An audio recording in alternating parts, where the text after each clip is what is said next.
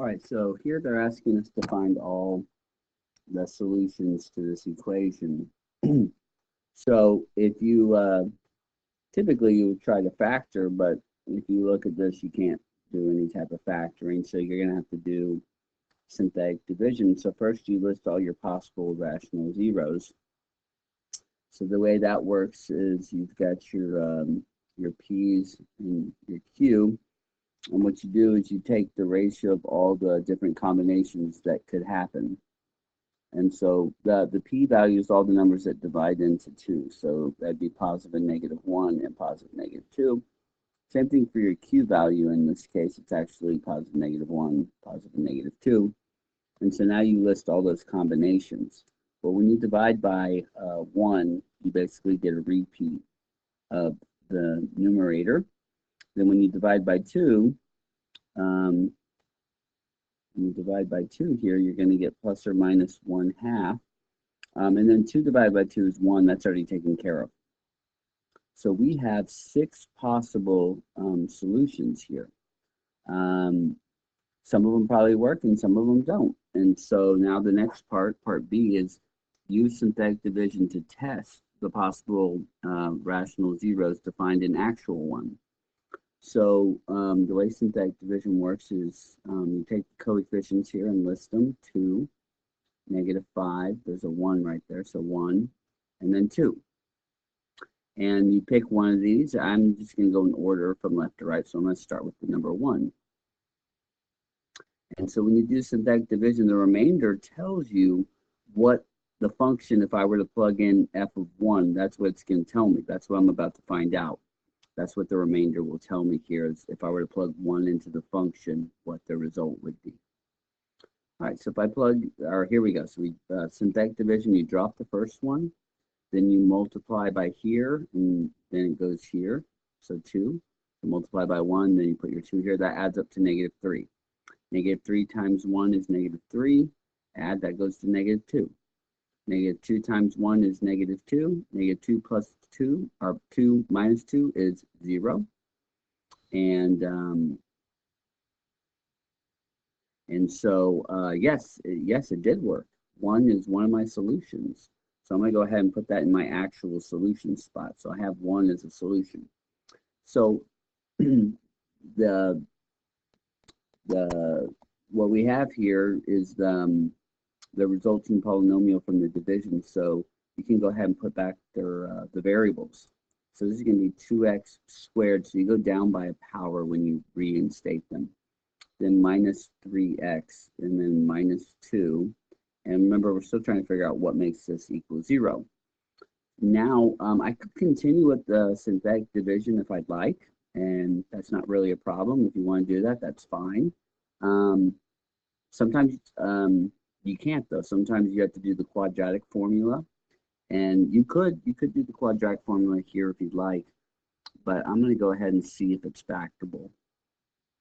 So the way you factor this when you have a value in front is you have to multiply those together. It gives us a -4. So we're looking for two values that multiply to give us -4, but add up to -3. Okay, and so we're going to split that right there. So let's see, I believe those numbers are going to be, let's see, -4 times 1 is -4, and those two numbers add up to -3. So I'm going to put a -4x right here, a +1x here, and I still have that -2. So all I was doing was splitting that -3x into a -4x and a +x. Same thing as a -3x right there. All right.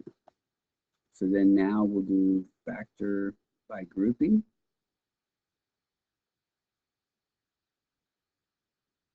All right, so on the first set, we're going to pull out a 2x. So we put 2x right here. That's going to leave us with x minus 2. Oh, I already have x minus 2 right here. So I'm actually going to pull out a 1. So I pull out 1. Let's see, I have an x minus 2 right here. And so then now we're going to go ahead and factor out that x minus 2. And I'm going to go ahead and do that over here where I have more room. So x minus 2 times 2x plus 1 is my resulting factors. And so the two solutions I get from here are positive 2 and negative 1/2. And you'll notice that those are actually from my possible, those come from my possible set. So this worked out pretty nicely. Now, sometimes if you get solutions that aren't so nice, you have to use the quadratic formula to get those, your irrational solutions that contain square roots. But this worked out pretty nice, and it should also on the exam should be a similar example to the one you see here. All right. Okay, so this next part is reviewing basically your basic functions and then some of their transformations. So the basic function for this first one would be x squared. And those points that we typically transformed were right here, those 3 points I just plotted, okay? And it makes the U shape, right? Okay? So this transformation is telling me to go to the left 2. So that's what we'll do. We'll take all those points left 2, and then just draw, your parabola shaped, and that's all you got to do. That's it. Okay. The next one, the parent function is the absolute value of x, and that one, it's actually very similar to the parabola one. It's just that it's V-shaped. It's V-shaped. Other than that, it's going to be very similar. Okay, this one, once again, we actually use the same 3 points to translate that. Okay. So this one's got 3 transformations. So first, we're going to go left 2. Then we're going to reflect across the x-axis, or you could basically say multiply y by negative 1. I mean, it's the same result, basically, reflection, same thing. And then the minus 3 is going to cause us to go down 3.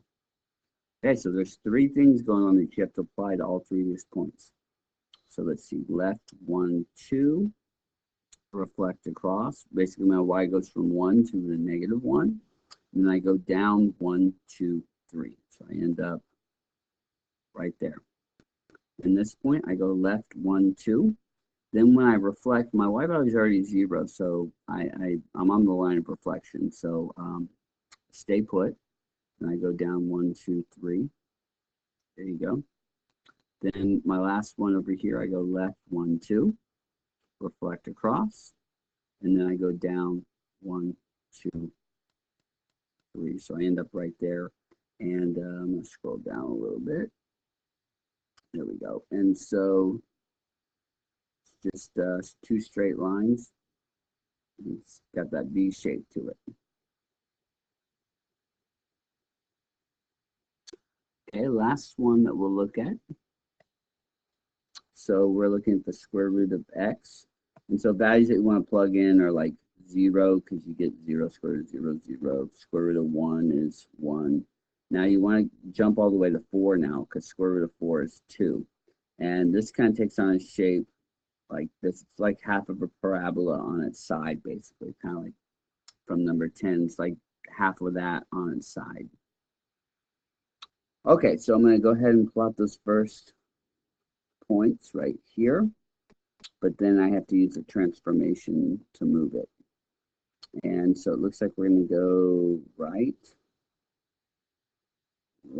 3, and up 2. There we go, right 1, 2, 3, up 1, 2. Right 1, 2, 3, up 2. Right 1, 2, oops, a little off the graph, but that's okay. And then up 2, so about right there. And kind of curve it like half of a parabola, and there you go. That is it. So you can expect one of these, you just won't know which one.